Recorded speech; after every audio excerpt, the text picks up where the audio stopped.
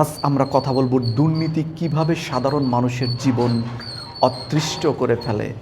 কেন বাংলাদেশের সাধারণ মানুষ দিন দিন আরও অর্থনৈতিকভাবে দুর্বল হচ্ছে, আর কিছু দুর্নীতিবাজ মানুষের রাতারাতি আঙুল ফুলে যেন কলাগাছ হয়ে যাচ্ছে।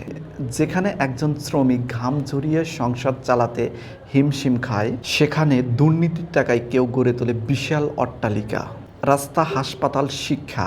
মানুষের অধিকার যেখানে পৌঁছানোর কথা, সেখানে মাঝপথেই হারিয়ে যায় কোটি কোটি টাকা। এই বৈষম্য আর কতদিন চলবে? আজ আমরা কথা বলবো দুর্নীতি কিভাবে সাধারণ মানুষের জীবন অতৃষ্ট করে ফেলে এবং দুর্নীতি কিভাবে সাধারণ মানুষের স্বপ্ন কেড়ে নেয়।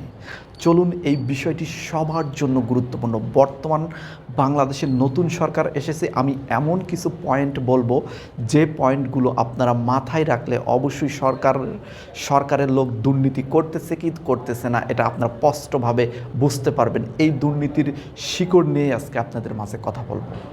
দেখুন, একটি দেশ উন্নয়ন তখনই হয় যখন সেই দেশে দুর্নীতিমুক্ত থাকে। যেখানে বাংলাদেশের মতো দেশের সম্ভাবনা অত্যন্ত বেশি উন্নত দেশ হওয়ার, সেই জায়গাতে বাংলাদেশের দুর্নীতিবাজ সরকারগুলো বারবার বাংলাদেশকে পিছিয়ে দেয়। বাংলাদেশে এমন কোনো সরকার এখন পর্যন্ত আসেনি যে সরকার দুর্নীতিমুক্তভাবে তাদের সরকার পরিচালনা করতে সক্ষম হয়েছেন। প্রত্যেকটা সরকারই কম বেশি বিদেশে টাকা পাচার করেছেন। প্রত্যেকটা সরকারের ভিতরে কম বেশি লোক চাঁদাবাজি, ঘুষখোর এগুলোর সাথে জড়িত ছিলেন। তো তাই অবশ্যই নতুন যে সরকার এসেছে সেই সরকারকে অবশ্যই এই পথ থেকে ফিরিয়ে আনতে হবে, এবং এই পথ থেকে ফিরিয়ে আনার জন্যই আমাদের মতো সাধারণ মানুষের কণ্ঠ উঁচু হওয়া দরকার, এবং আমাদের মতো সাধারণ মানুষের কথা সর্বত্র ছড়িয়ে দিতে হবে। দেখুন, দুর্নীতি এমন একটি ভাইরাস, যেখানে দুর্নীতি হয় সেই জায়গাতে সাধারণ মানুষ ভুক্তভোগী হয়ে যায়। আপনি ধরেন যমুনা নদীর পাড়ে অবস্থান করতেছেন, আপনার যমুনা নদী বেড়িবাঁধ অথবা মেরামতের জন্য কোটি কোটি টাকা বরাদ্দ হচ্ছে, কিন্তু আপনার সেই নদী ভাঙন রোধ করার জন্য তারা সেই টাকা সেখানে ব্যয় না করে দুর্নীতি করে খেয়ে ফেলছে। ফলাফল কি? সাধারণ মানুষের জমি জমা, বাড়িঘর সব নদীগর্ভে বিলীন হয়ে যাওয়া। শুধু এখানেই নয়, হসপিটালগুলোতে উন্নত প্রযুক্তির জন্য লক্ষ লক্ষ কোটি কোটি টাকা বাজেট হচ্ছে, সেই বাজেটগুলোর টাকাগুলো নিয়ে সেখান থেকে দুর্নীতি করে খেয়ে ফেলছে, যার ফলে সাধারণ মানুষ চিকিৎসা ক্ষেত্রে ব্যাপকভাবে ক্ষতিগ্রস্ত হচ্ছে। আপনারা একটা জিনিস খেয়াল করুন, দুর্নীতি করবে একজন আর তার ফল ভোগ করবে লক্ষ লক্ষ বাংলাদেশের সাধারণ মানুষ। তাহলে এই দুর্নীতির ত্রুটি চেপে ধরতে আমাদের কণ্ঠ অবশ্যই উঁচু করা দরকার, আমাদের শক্তি অবশ্যই বৃদ্ধি করা দরকার। আপনারা এই কথার সাথে একমত আছেন কিনা? প্রিয় বন্ধুরা, দুর্নীতি বাংলাদেশের মানুষের রন্ধে রন্ধে পৌঁছে গেছে। বাংলাদেশের এমন কোনো সেক্টর নয় সেখানে দুর্নীতি ছাড়া কাজ হয়, সেখানে ঘুষ ছাড়া কাজ হয়। আপনি পুলিশ থেকে শুরু করে ঊর্ধ্বতন আমলা থেকে শুরু করে প্রত্যেকটা সেক্টরে একটি ফাইল সই করাতে হলেও আপনাকে দুর্নীতিকে ঘুষের টাকা দিতে হবে, তা না হলে আপনি ফাইল সই হবে না। আপনি সরকারিভাবে যদি পেনশন পান, সেই পেনশন তুলতেও আপনাকে ঘুষের টাকা দিতে হচ্ছে। সাধারণ একটা ক্লিয়ারেন্স সার্টিফিকেট নিতে হলেও আপনাকে পুলিশকে ঘুষের টাকা দিতে হচ্ছে। সবাই যে খায় বিষয়টি এরকম নয়। ভালো মানুষ পৃথিবীতে এখনও আছে, তাই পৃথিবীটা টিকে আছে, তা না হলে তো পৃথিবী টিকে থাকতো না। তবে অধিকাংশ মানুষই যখন খারাপ হয়ে যায় তখন কিন্তু সেই রাষ্ট্রের জন্য দুর্ভোগ নেমে আসে। দেখেন সিঙ্গাপুর কোথায় চলে গেছে। বাংলাদেশ আর সিঙ্গাপুরের স্বাধীনতা প্রায় কাছাকাছি।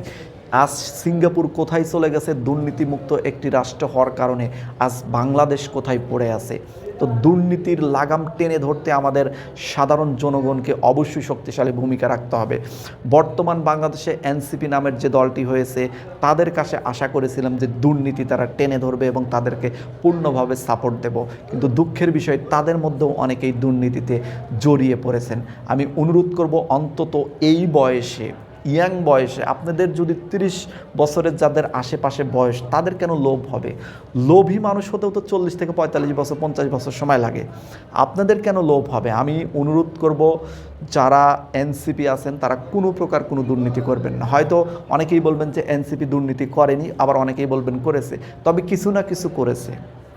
এটা আমাদের ওসমান হাদি ভাই বলেছিল। দেখেন ওসমান হাদি ভাই কি বলেছেন।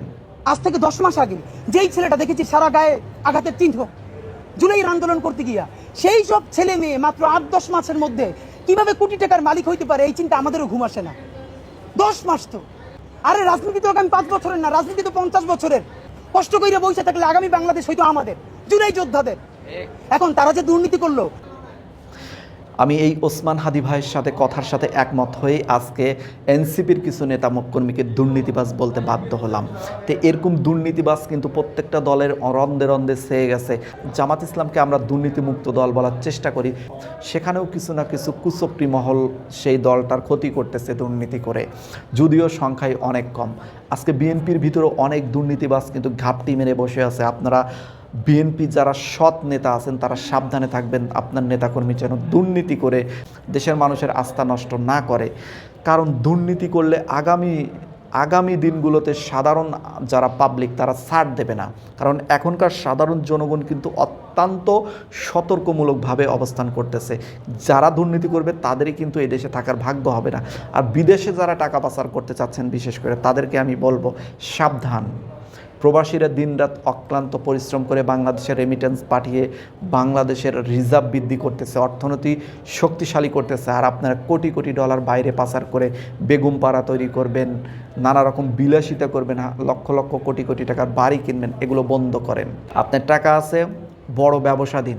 শত শত আমার বাংলাদেশের সাধারণ যারা বেকার মানুষ তারা সেখানে কাজ করবে এবং তাদের শ্রম হবে।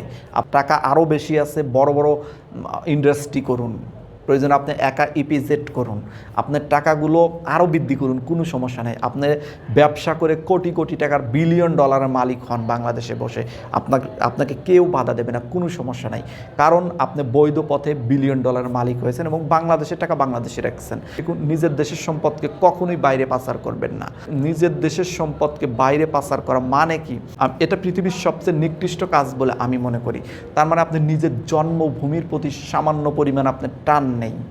যার নিজের জন্মভূমির প্রতি টান নেই তার সে মানুষ নয়, সে অবশ্যই অমানুষ। তো প্রিয় বন্ধুরা, এই দুর্নীতির বিষয়ে আমরা অবশ্যই সতর্ক থাকব। যারা বাংলাদেশে এখন অবস্থান করতেছেন প্রিয় ভাই ও বোনেরা, সতর্ক থাকবেন, কোনো দলের নেতাকর্মীর জন্য দুর্নীতি না করতে পারে। বিএনপি হোক আর জামাত ইসলাম হোক আর এনসিপি হোক, যে দলই হোক। দেখেন, আমি কোনো দলের পারপাস সাপ করতে এখানে আসিনি, কোনো দলের পক্ষে বলবো না, কোনো দলের বিপক্ষেও বলবো না। যে দলে ভালো লোক আছে তাদেরকে স্বাগত জানাই।